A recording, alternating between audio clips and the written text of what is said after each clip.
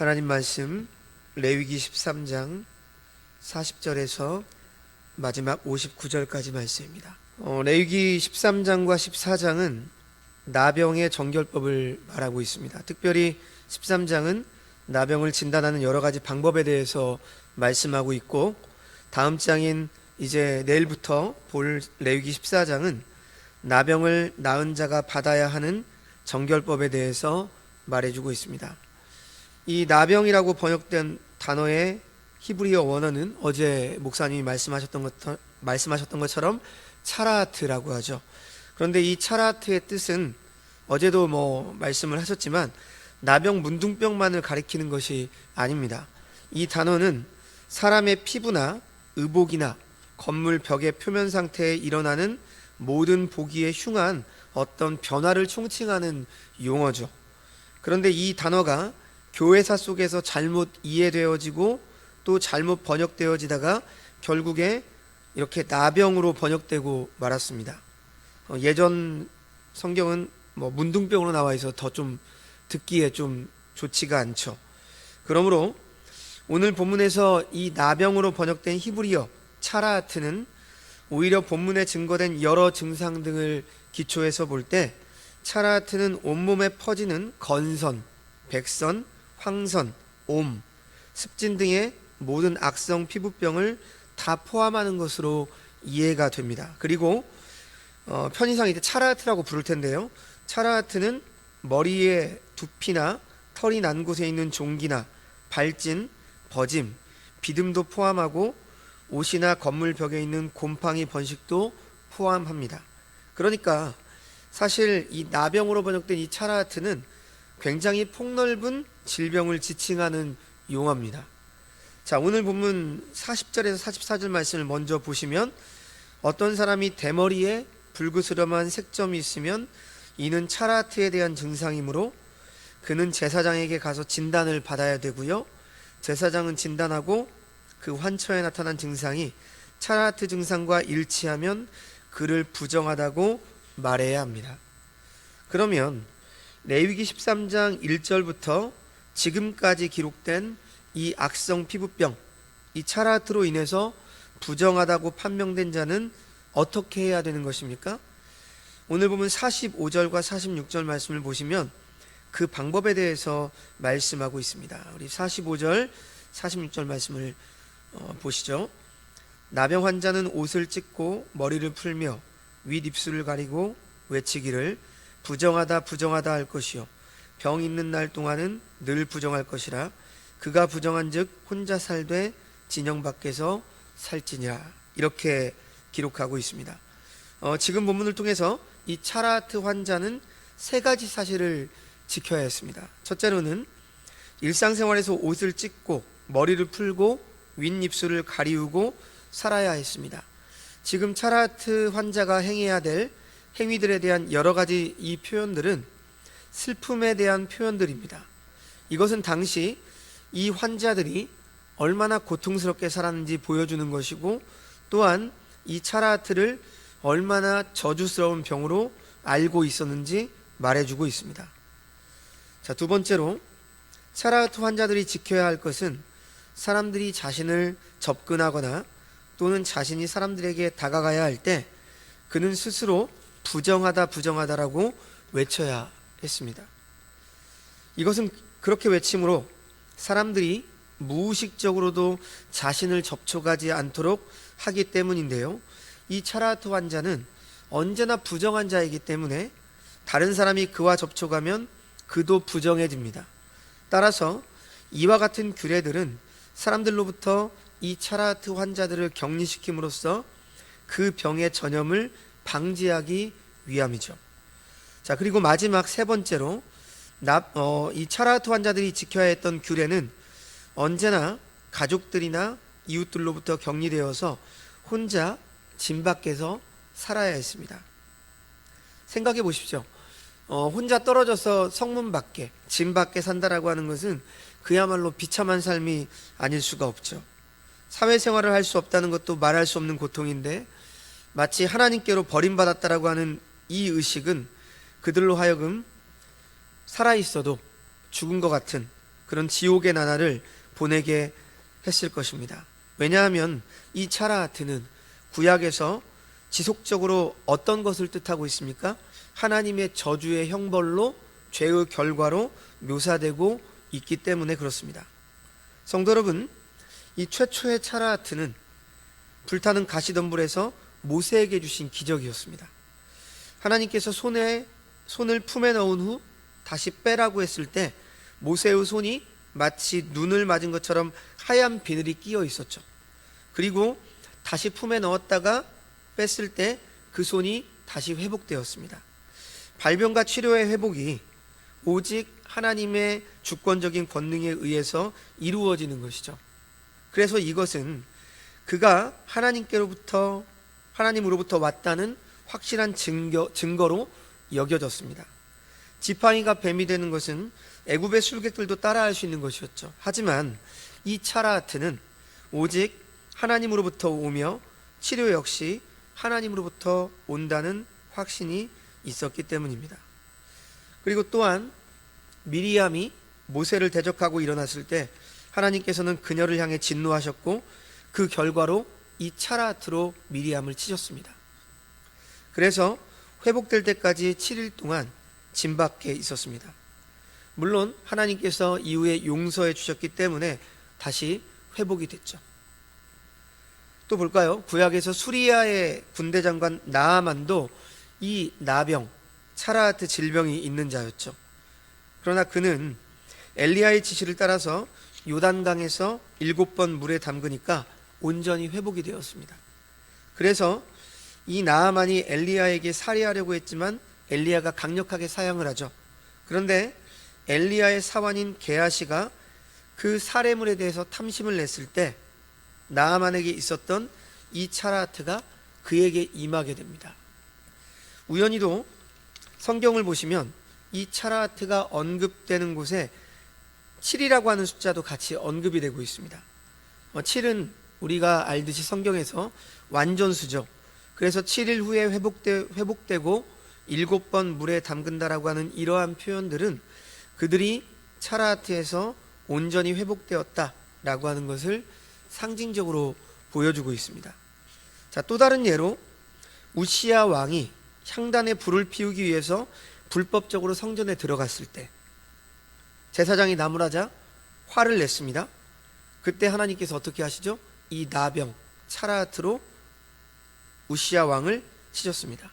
그런데 이 차라아트는 하나님이 내리시는 저주의 병으로 인식되었습니다. 그러니까 이 차라아트에 걸린 사람들은 진 밖에 살면서 하루하루가 지옥과 같은 삶을 살았을 것입니다. 하나님으로부터 버림받은 기분, 그 슬픔이 오늘 본문에 기록된 것처럼 옷을 찢고 머리를 푸는 것으로 표현이 되고 있는 것이죠. 자, 이제 계속해서 마지막 단락인 47절에서 59절의 말씀을 보시면 이 말씀은 의복이나 기타의 물건에 악성 곰팡이 균에 의한 감염이 일어났을 때 행하는 규례입니다. 즉 옷이나 집의 표면에 뭔가 역겨운 변화가 발생하면 그것을 제사장에게 일러서 제사장은 그것을 진단하고 정하다, 부정하다 선언을 하는 것이죠. 그런데 물건들 가운데 이 병의 증상을 발견하면 그는 제사장에게 가서 진단을 요청합니다. 방법은 다 똑같죠. 그리고 제사장은 규례에 따라 이 병의 진위를 판단합니다. 특별히 의복이나 가죽 또는 털실 등의 푸르거나 붉은 색점이 발견되면 제사장은 그것을 7일 동안 격리한 후에 다시 살펴서 그것들이 퍼져 있으면 그것은 악성 차라아트입니다. 그러므로 이 병이 발견된 모든 물건을 어떻게 합니까? 불에 태워야만 했습니다. 그러나 이런 증상을 발견하지 못했을 때에는 그것을 빨게 하고 또다시 7일 동안 격리한 후에 그 빤 곳을 살펴서 그 색점이 퍼지지는 않았지만 그 빛이 변하지 않았으면 차라아트이므로 그것은 태워야 합니다. 그러나 빤 옷의 색이 엷어졌으면 그 부분을 찢어버려야 하고 그 색점을 전혀 발견할 수 없다면 그 옷을 빨아야 합니다. 그렇게 하면 그것을 정하다고 여겼습니다. 자, 오늘 본문의 이러한 옷에 대한 규례는 바로 사람의 환경과 습관에 관한 성결을 교훈한다고 적용을 할 수 있습니다. 성경에서 옷은 사람의 행위를 상징하는 것이고요, 몸에 밴 습관을 의미하는 표현입니다. 즉, 우리는 거룩한 삶을 살기 위해서 우리의 마음만 살필 것이 아니라 어떻게 해야 됩니까?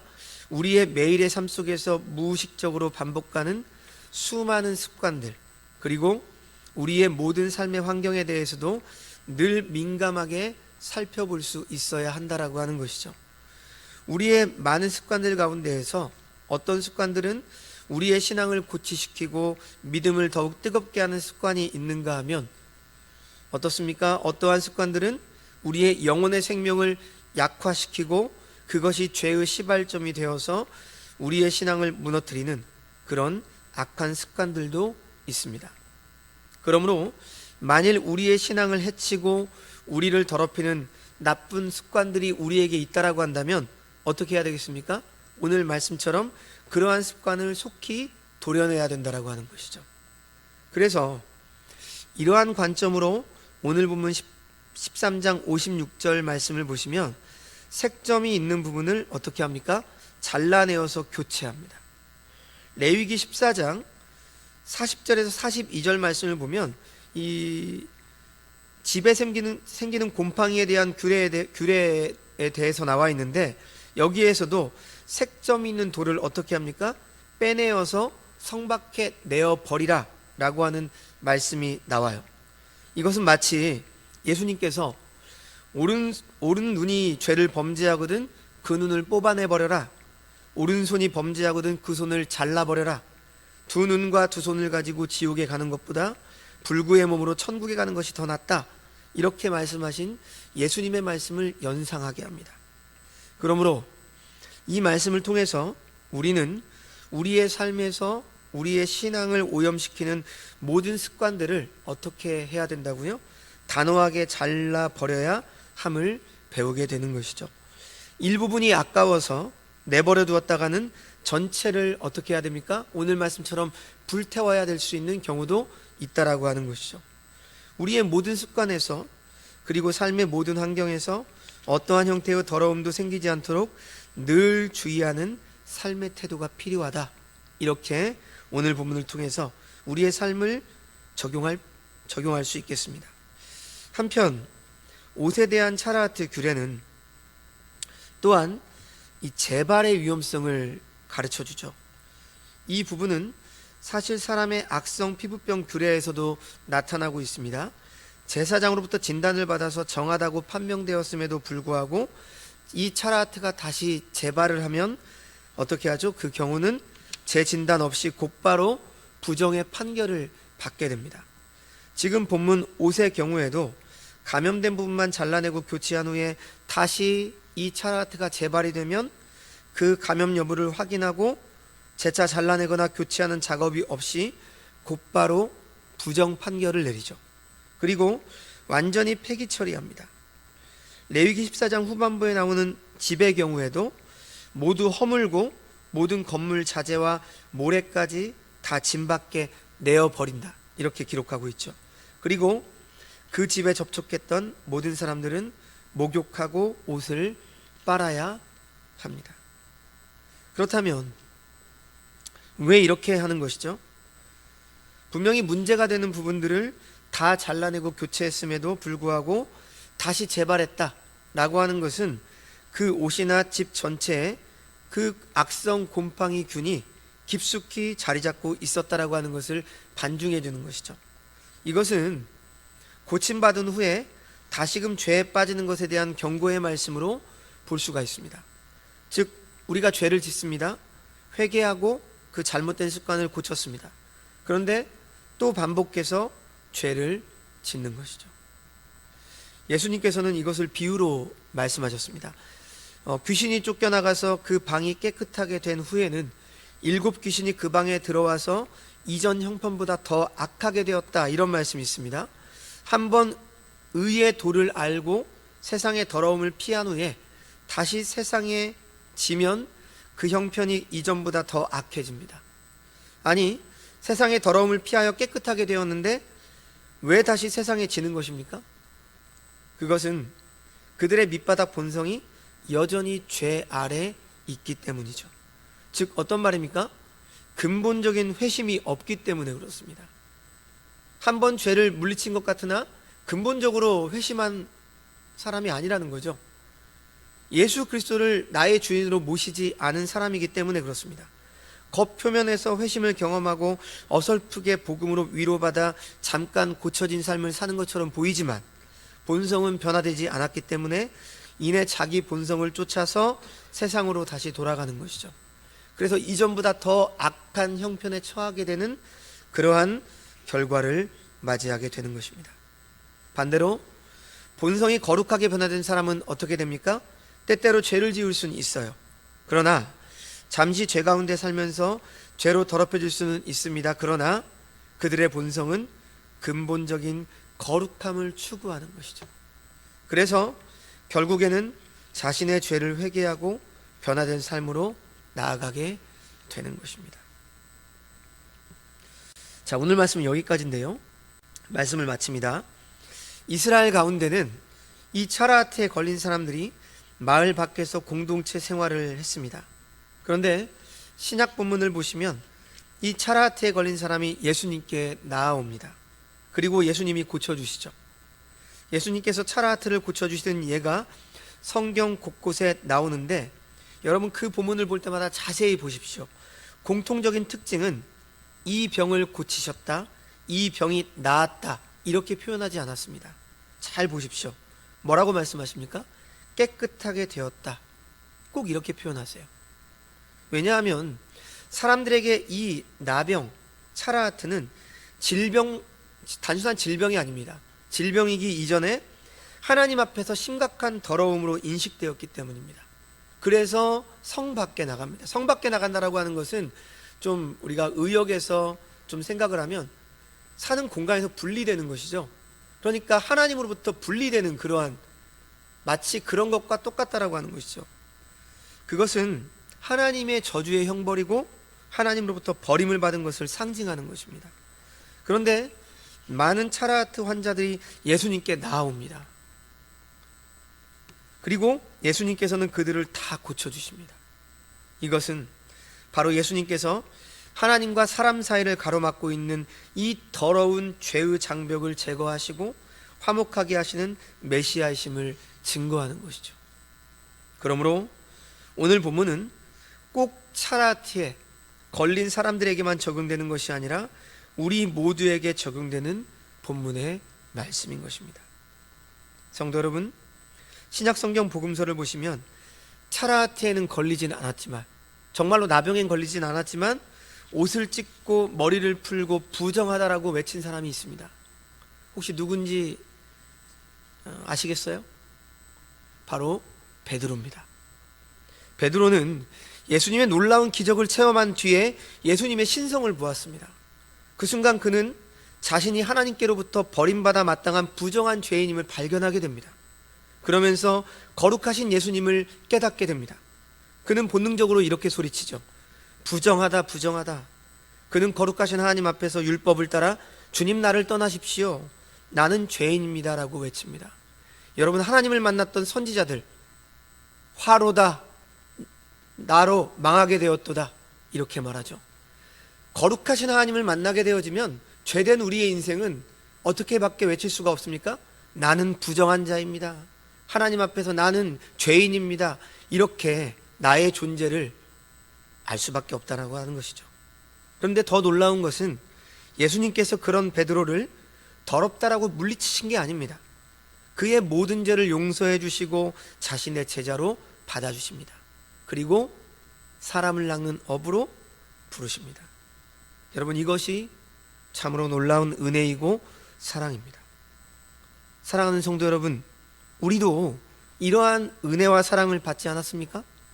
우리는 과거에 죄로 더럽혀져 있었고 하나님으로부터 떨어져서 하나님 없이 살면서 저주와 멸망의 인생을 살았습니다. 그런데 예수님이 우리를 찾아오셔서 우리의 모든 죄를 씻어주시고 우리로 하여금 하나님께 가까이 나올 수 있게 해주셨습니다. 참으로 놀라운 구원의 은혜인 것이죠. 오늘 말씀을 통해서 우리가 얼마나 죄로 인해 하나님께로 나아갈 수 없는, 하나님과 함께 거할 수 없는 이 부정한 존재였음을 고백하는 가운데, 그러나 우리가 이렇게 부정한 우리를 사랑하셔서 예수 그리스도의 십자가의 보혈로 우리를 정결하게 하심으로 하나님 앞에 나아갈 수 있는 은혜를 입었음을 기억하시면서 내가 거룩하니 너희도 거룩할지니라 라고 하는 이 하나님의 말씀에 순종하며 정결의 삶, 거룩의 삶, 구별의 삶을 살아가시는 주의 백성들이 되시기를 주님의 이름으로 축원합니다. 기도하겠습니다.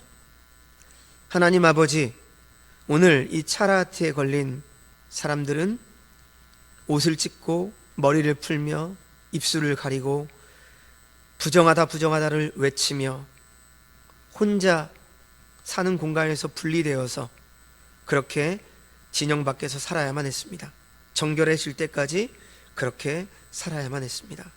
하나님, 우리도 죄로 인해서 하나님으로부터 분리될 수밖에 없었고 부정한 자일 수밖에 없다라고 외칠 수밖에 없는 그러한 존재들이었습니다. 그러나 이러한 우리에게 하나님이 찾아오셔서 예수 그리스도를 보내주시고 그로 인해서 우리가 정결하게 나음을 받는 그러한 존재가 되었습니다.